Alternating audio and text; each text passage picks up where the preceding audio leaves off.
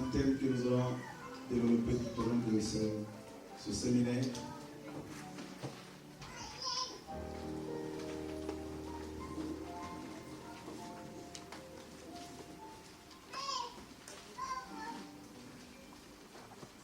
Luc chapitre 1er.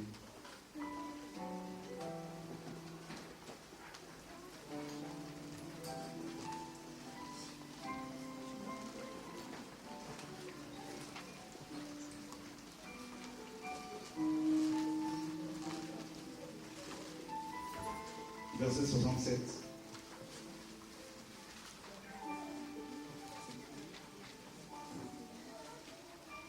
Verset 79.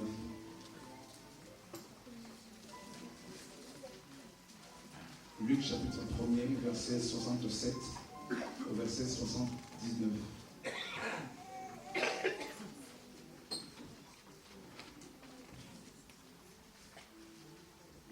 Je lis la parole de Dieu.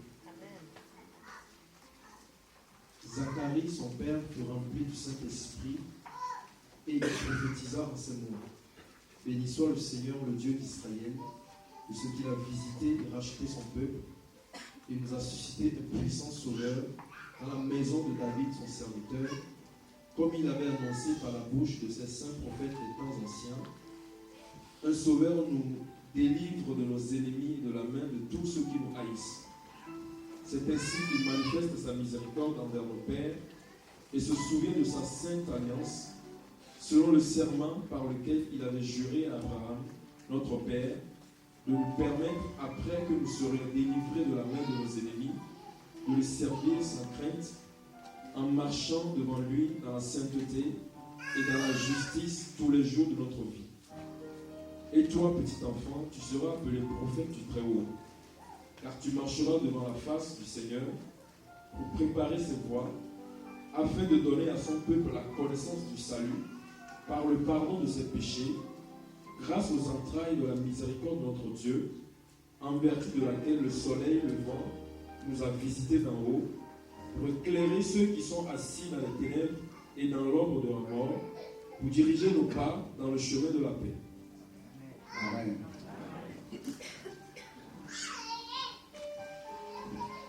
Zacharie, le sacrificateur, va prophétiser sur Jean-Baptiste, son fils, et également sur le Messie, sur Jésus de Nazareth. Le verset 74 nous dit de nous permettre, après que nous serions délivrés de la main de nos ennemis, être délivrés de ses ennemis,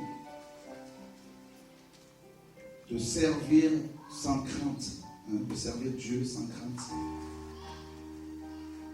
et en marchant devant lui dans la sainteté et dans la justice tous les jours de notre vie. Amen. Et le verset 79 nous dit que ça c'est la mission du Sauveur, Jésus en tant que Sauveur.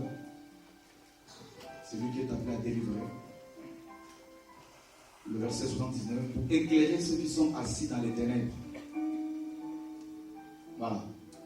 Ceux qui sont assis dans les ténèbres, qui ont des ennemis et qui ont besoin justement de la délivrance. Et la mission principale de Jésus, c'était de libérer le peuple. On verra pourquoi la délivrance. Nous lisons un passage rapidement dans Ésaïe 61.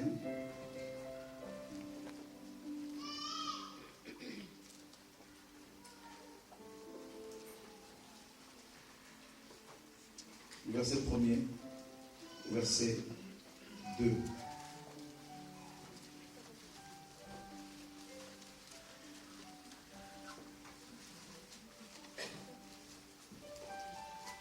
Ésaïe 61, verset 1er à 2. L'Esprit du Seigneur l'Éternel est sur moi, car l'Éternel m'a oint pour porter de bonnes nouvelles aux malheureux. Il m'a envoyé pour guérir ceux qui ont le cœur brisé, pour proclamer aux captifs la liberté et aux prisonniers la délivrance, pour publier une année de grâce de l'Éternel et un jour de vengeance de notre Dieu, pour consoler les affligés. Luc chapitre 4, verset 14 au verset 20, 21.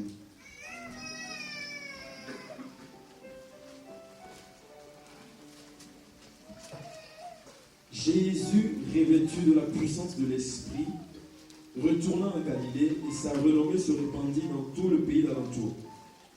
Il enseignait dans les synagogues et il était glorifié par tous. Il se rendit à Nazareth où il avait été élevé et selon sa coutume, il entra dans la synagogue le jour du sabbat. Il se leva pour faire la lecture et on lui remit le livre du prophète Ésaïe. L'ayant déroulé, il trouva l'endroit où il est écrit: L'Esprit du Seigneur est sur moi, parce qu'il m'a oint pour annoncer une bonne nouvelle aux pauvres. Il m'a envoyé pour guérir ceux qui ont le cœur brisé, pour proclamer aux captifs la délivrance et aux aveugles le recouvrement de la vue, pour renvoyer libres les opprimés, pour publier une année de grâce du Seigneur. Ensuite, il roula le livre, le remit au serviteur et s'assit. Tous ceux qui se trouvaient dans la synagogue avaient le regard fixé sur lui. Alors il commença à leur dire: Aujourd'hui, cette parole de l'Écriture que vous venez d'entendre est accomplie. Amen. Amen. Voilà. La délivrance.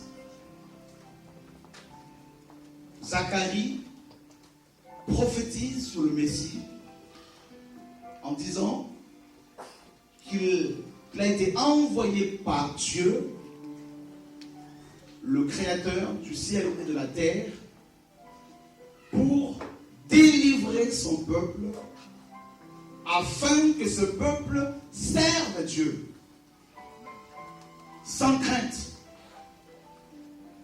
Ça veut dire que si on n'est pas délivré, on ne peut pas servir Dieu efficacement. Voilà pourquoi la délivrance est primordiale. La délivrance est importante.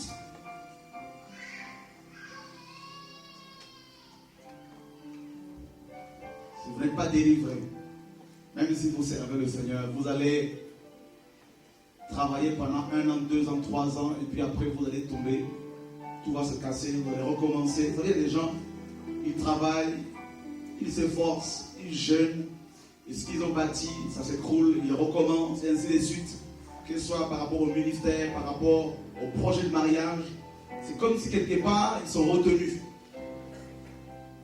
On perd du temps. Donc on ne peut pas servir Dieu si on est lié. On ne peut pas servir Dieu si on est dans les ténèbres. Si on est retenu quelque part, donc il faut la délivrance. Et la mission primordiale de Jésus, c'est de délivrer justement le peuple. Et vous verrez que dans Matthieu 4, par exemple, le verset 12 au verset 16, Jésus, ayant appris que Jean avait été livré, se retira dans la Galilée. Il quitta Nazareth et vint demeurer à Capernaum, situé près de la mer, dans le territoire de Zabulon et de Nephtali, afin que s'accomplisse ce qui avait été annoncé par Ésaïe, le prophète. Le peuple de Zabulon et de Nephtali, de la contrée voisine de la mer, du pays au-delà du Jourdain et de la Galilée, des païens, ce peuple assis dans les ténèbres a vu une grande lumière. Et sur ceux qui étaient assis dans la région et l'ombre de la mort, la lumière s'est levée. Dès lors, Jésus commença à prêcher et a dit: repentez-vous car le royaume des cieux est proche. Donc vous savez que la délivrance, c'est quand le royaume de Dieu arrive, quand le royaume de Dieu s'installe quelque part. Il peut y avoir 2 royaumes dans un même endroit. Soit c'est les ténèbres qui règnent, ou soit c'est la lumière. Mais les deux ne peuvent pas cohabiter, ne peuvent pas régner en même temps.